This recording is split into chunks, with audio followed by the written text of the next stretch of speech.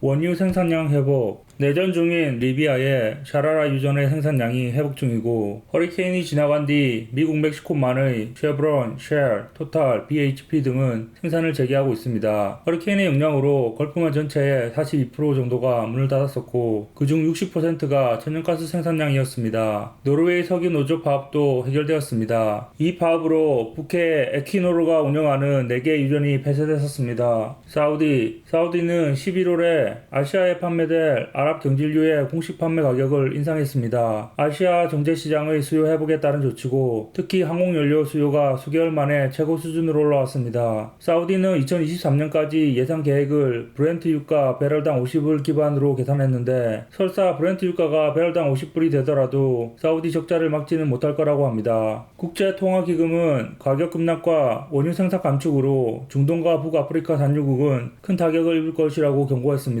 사우디는 2분기에 29빌리언의 적자를 보았고 일부 긴축 조치 영향으로 부가가치세가 3배로 올랐고 생활비 수당이 취소됐으며 일부 공공지출 결정이 지연되거나 취소되었습니다. 그럼에도 올해 재정 적자는 1,100억 달러 즉 GDP의 16%를 초과할 예정입니다. 현재 아랍 국가들은 깊은 경제 위기를 겪고 있으며 재정을 맞추기 위해 사우디는 브렌트 유가 가격이 배럴당 76달러로 상승해야 하고 UAE는 69달러, 바레인은 96달러, 오만은 87달러에 도달해야 합니다. 천연가스 생산국인 카타르를 제외하고는 현재 가격을 맞출 수 있는 나라는 없고 쿠웨이트의 40% 재정 적자는 세계에서 가장 높습니다. 설상가상으로 오만은 신용평가기관이 채권을 쓰레기로 분류한 후 차입에 어려움을 겪고 있고 요르단은 25억 달러의 원조 패키지를 신청해야 하는데 신용불량으로 8년 전에 받은 것의 절반에 불과합니다. 한편 현금이 부족한 이집트나 레바논은 아무도 도와줄 의사가 없는 것으로 보입니다. 오펙, 무함마드 사무총장은 최악은 끝났다며 유가가 곧 개선될 거로 믿는다고 말했습니다. 아직 전 세계 석유 재고는 현재 5년 평균보다 2억 2천 배럴 이상이지만 4분기까지 시장이 많이 회복하기를 희망한다고 말했습니다. 빈 살만 사우디 에너지 장관은 아랍에미레이트 등 회원국이 저번 달에 약속한 양보다 초과 생산한 것에 대해 유가 시장을 교란하는 행위라며 맹비난을 퍼부었습니다. 오펙은 2040년까지 전 세계 오일 수요는 꾸준히 오를 거라고 예상하며 오일 수요가 최고에 달하려면 아직도 20년이 남았다고 말했습니다. 바이든, 실제로 오펙은 석유 대신 재생에너지에 집중 투자하려는 바이든이 승리하기를 내심 바라고 있다고 합니다. 3월에 미국은 사상 최고치인 하루에 1,300만 배럴을 기록했고 코로나로 유가 폭락 사태를 겪고 자체 감산에 들어간 후 생산량이 많이 줄었습니다. 바이든 민주당 후보가 대통령이 된다면 미국이 2050년까지 탄소 배출이 제로인 청정에너지 지역이 될 거라고 공약했는데 이 목표를 달성하기 위해 향후 10년간 1조 7천억 달러의 엄청난 돈을 그린 뉴딜 정책에 쓰겠다고 연방 지출을 제안했습니다. 오펙은 바이든이 석유회사에 들어가는 보조금이나 세금 혜택을 폐지하고 프래킹을 제한을 두는 등 여러 제한을 둔다면 자신들의 석유 시장 점유율 경쟁에 도움이 될 거라고 기대하고 있습니다. 그런 이유 때문인지 미국은 대선 마지막 주에 접어들었고 대부분의 여론조사 결과는 바이든의 승리를 점치지만 유가 시장은 그다지 동의하지 않는 분위기입니다.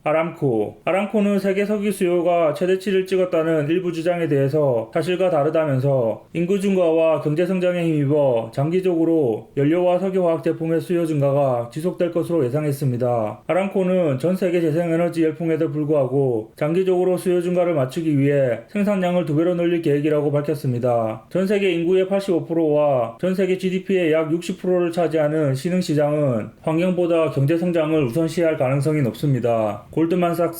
골드만은 바이든 행정부가 셰일 생산을 규제한다면 셰일 생산 비용은 배럴당 5불까지 높아질 수 있다고 추정하면서 공급이 빡빡해지면 유가는 더 높아질 거라고 예상했습니다. 골드만삭스는 미 대선과 관계없이 유가와 가스 가격 모두에 대해 낙관적입니다. 골드만이나 아람코는 공통으로 바이든이 잠재적으로 2조 달러의 부양책과 함께 더 많은 재생에너지 투자와 인프라 추진을 할 걸 고려하면 궁극적으로 미국 수요를 하루에 약 20만 배럴씩 증가시킬 수 있다고 예상합니다. 합니다. 한마디로 석유 소비를 줄이기 위해 필요한 엄청난 양의 재생에너지 인프라 구축 자체가 막대한 석유 소비를 요구할 것입니다. 원자재 채굴 및 제조에 석유가 핵심 역할을 할 가능성이 높습니다. 예를 들어 배터리 부품인 리튬 같은 자원을 캐는 광산업도 석유 집약적인 산업이기 때문에 재생에너지 시설 증가와 오일 수요 증가는 아이러니하게도 겹쳐 있습니다. 베네수엘라의 석유 굴착기 수가 빵개로 떨어졌고 국가의 석유 부분은 완전히 붕괴한 상태라고 뉴욕타임스가 전했습니다. 이란, 트럼프 행정부는 최근에 이란의 금융 부분에 대해 새로운 제재를 발표했으나 바이든이 당선되며 이란과 새로운 핵 협상을 시도할 수 있고 합의에 이른다면 이란의 석유가 다시 시장에 나올 수도 있습니다. 테슬라의 에런 머스크는 올해 50만 대의 자동차 생산을 목표로 한다고 말했습니다. 아마존은 새로운 전기 배달 트럭을 공개했는데 10년 동안 10만 개가 도로를 운행할 것을 목표로 하고 있습니다. EIA는 올해 태양광 및 풍력 용량이 기록적인 37기가와트까지 증가할 수 있다고 추정했습니다. 이는 2016년에 세웠던 연간 기록인 17기가와트의 2배 이상입니다. 올해 대규모로 늘어난 이유는 개발자들이 보조금이 만료되기 전에 설치를 앞당길 결과라고 합니다. 지원 정책에 특별한 변화가 없는 한 2021년과 그 이후에는 성장이 다소 둔화될 것으로 예상됩니다. ET, 트럼프의 열혈 지지자였던 에너지 트랜스퍼의 CEO 켈시 워렌이 사임을 한다고 발표했습니다. 베이커 휴즈는 금요일에 미국의 석유 굴착기 수가 저번 주에 4대 증가했다고 보도했습니다. 미국의 전체 석유 및 가스 굴착기는 작년보다 587개 감소했습니다. 미국 석유 생산에 대한 EIA 추정치는 저번 주 동안 하루에 1100만 배럴로 올해 초 사상 최고치보다 210만 배럴 감소했습니다. 인도에서 가장 많이 소비되는 석유 제품인 디젤의 판매량은 지난달 하루 평균 136만 배럴로 전년에 148만 배럴보다 감소했지만 8월 달에 113만 배럴에서 크게 증가했습니다.